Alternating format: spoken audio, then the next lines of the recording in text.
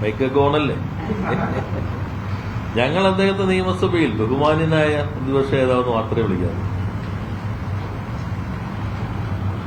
അപ്പൊ ആ ഒരു പാർട്ടി എത്തിച്ചേർന്നൊരു അവസ്ഥ നിങ്ങൾ നോക്കിയാൽ മതി.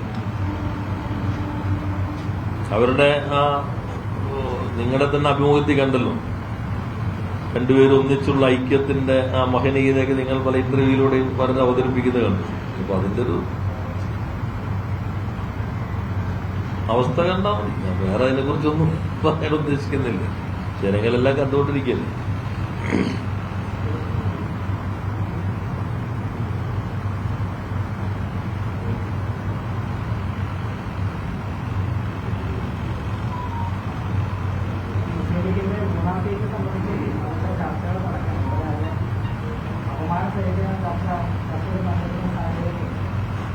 ഞാനത് ഇന്നലെ വ്യക്തമാക്കിയതാണല്ലോ.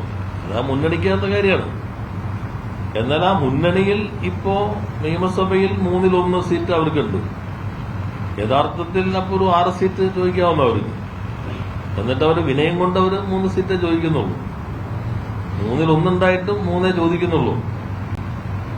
അതാണ് ഞാൻ ഇന്നലെ പറഞ്ഞത്. എന്ന് മാത്രമല്ല, അവർ തന്നെ ജയിക്കുമെന്ന് പറഞ്ഞ് ഞങ്ങൾ ഒറ്റയ്ക്ക് ജയിക്കുമെന്ന് പറയുന്ന സീറ്റുകൾ ഇപ്പോൾ ഇപ്പോഴത്തെ സാഹചര്യം പഴയ പോലെ ഒന്നും അല്ലാന്ന് എല്ലാവർക്കും അറിയാം. എന്നാൽ പോലും അതിനുവേണ്ടി മൃദുഹിന്ദുത്വത്തോട് മൃദുവായ സമീപനം കോൺഗ്രസിനോട് അവർ സ്വീകരിക്കാൻ നിർബന്ധിതമാകുന്നു. യഥാർത്ഥത്തിൽ UDF ബന്ധം ലീഗിന് ഒരു ബാധ്യതയായി മാറി. അതാണ് കേരള രാഷ്ട്രീയത്തിന്റെ ഇപ്പോഴത്തെ ഒരു പാഠമെന്നുള്ളത്.